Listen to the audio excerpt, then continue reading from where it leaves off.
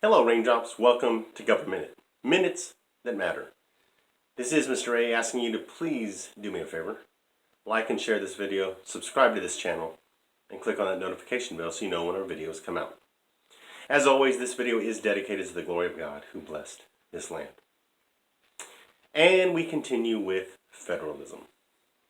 As you remember, federalism is the division of power between a central government and several regional governments. Our regions are called states.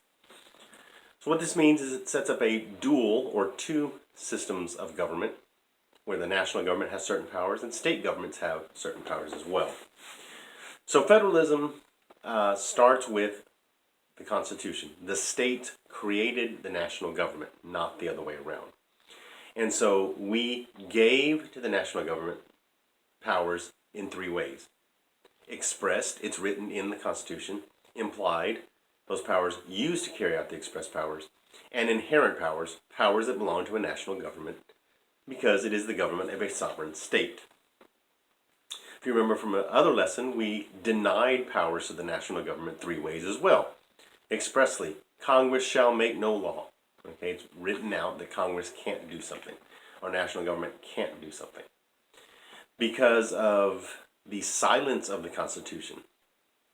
If the Constitution does not give the power to the national government, and the Constitution does not prohibit it to the states, it belongs to the states or the people. So if there's nothing said about a subject or about a topic, about an issue, then it belongs to the state. The third way is because of federalism itself, the nature of federalism. We must respect the national government's right to exist, since we created it, and they must respect our right to exist. Okay, so now we're back to the people, the states.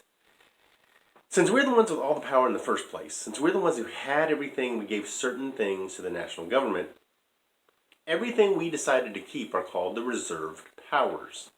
We reserve them. We give you these, but we reserve the rest. And so the reserved powers, think about education. Think about licensing requirements. I'm certified by the state of Texas to teach high school.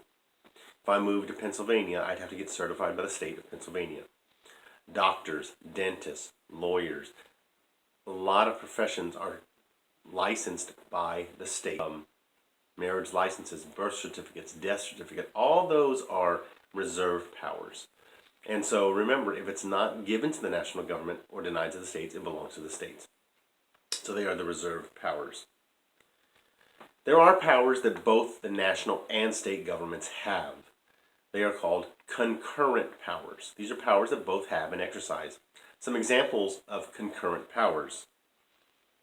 Levy and collect taxes. Here in Texas, we don't have a state income tax.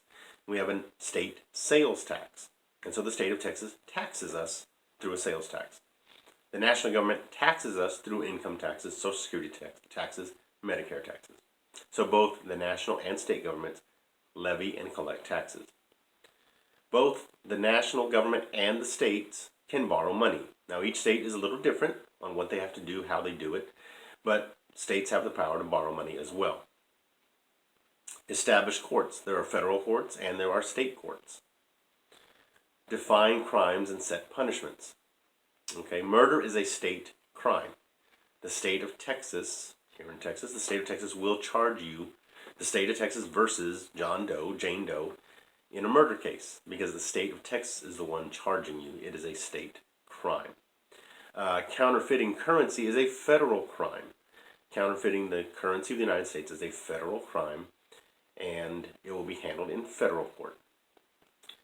And among others, it is the ability to claim private property for public use. Through something called eminent domain, the national and state governments can claim property that belongs to you. Now they must pay you what they consider a fair market value for your property in order to serve the public. So those are just some examples of concurrent powers that the national and state governments have. So next time we will talk about local government. Or is there? Thanks so much for joining us. I hope you paid attention because there will be a test at the next election. This is Mr. A reminding you that we, the people, are the government. We'll see you next time.